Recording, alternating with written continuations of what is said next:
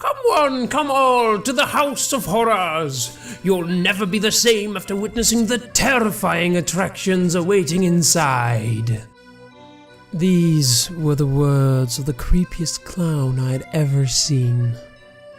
He wore the typical clown getup, the colorful suit, the big red shoes, his face painted and his hair dyed green. In addition to the classic look, he was also covered in dirt and fake blood. His makeup was smeared and his clothes tattered. This was a normal sight at our town's Halloween festival. Every October, a small carnival was set up in a clearing on the outskirts of town. There were the typical carny rides and games, but with a scary Halloween twist. You threw a bottle at a stack of skulls instead of milk jugs, you shot BBs at trolls and small demons instead of ducks. The best part of the yearly festival were the haunted houses. The walk-through attractions were usually cheesy, but every once in a while a teenager dressed as a ghoul would jump out of a dark corner and actually surprise you. The House of Horrors was different though. It was set up by a couple of people from out of town. You had to pay an extra $5 to go through it, and you couldn't go through if you were under 18. I was 16 when my friend Sam and I were going to see the House of Horrors. Age restriction be damned.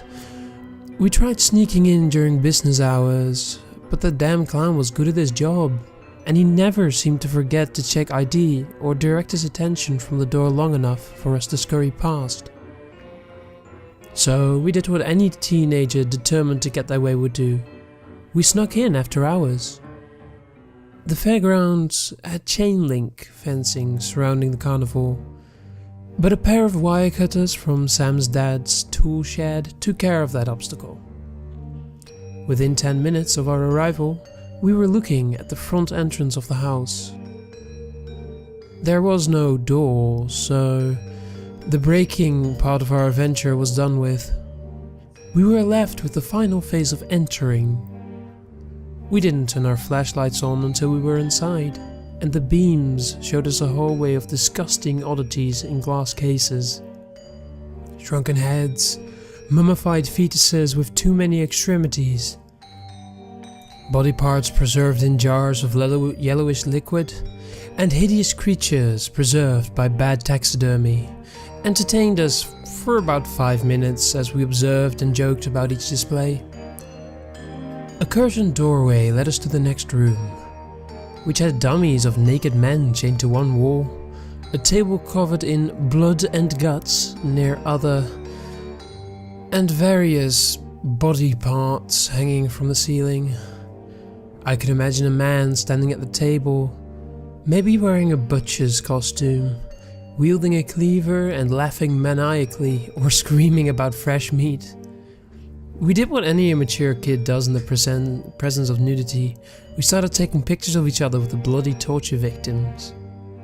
Sam was kneeling next to one of the dummies, pointing to its penis while doing his best shocked face. When the man started to move, he let out a drowsy groan before lifting his head and started to scream for help. Sam jumped to his feet with a yell of his own. The man started pleading with us to unchain him, and the other two started to wake up. I don't know why we didn't run out the way when we came in, but we booked into the next room, which housed a huge dog with matted blood-filled hair and a half-eaten raw meat at its feet. It was in a cage, but it growled and snapped its sharp yellow teeth at us as we ran past it. I don't know what was in the last 2 rooms.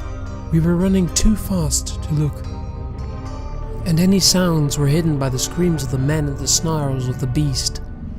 We crashed through the exit and ran straight into the clown.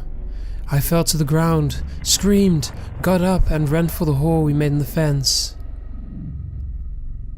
I didn't realize until I was too far away from the carnival that Sam wasn't behind me.